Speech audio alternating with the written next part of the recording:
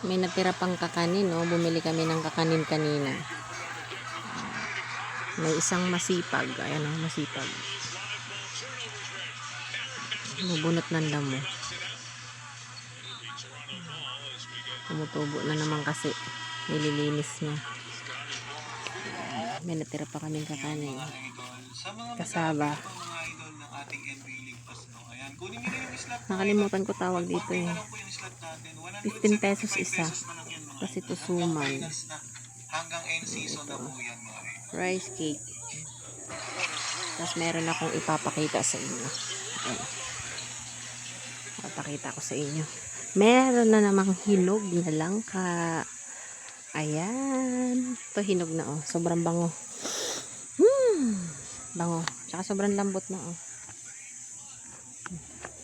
Mamaya yan puputulin. Tanggalin na namin yan. Hinog na.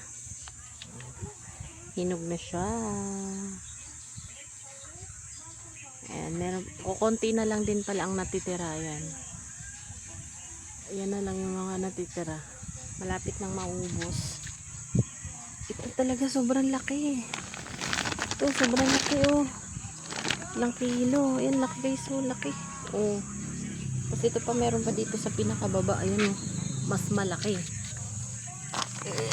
Ayun. Ay, ang bigat. Grabe. Ang laki niya no. So ayan pa. Bali bilang na lang din kasi sunod-sunod may nahinog nung nakaraan. Ah, meron pa doon. Ayun pa. Tapos ayun sa taas.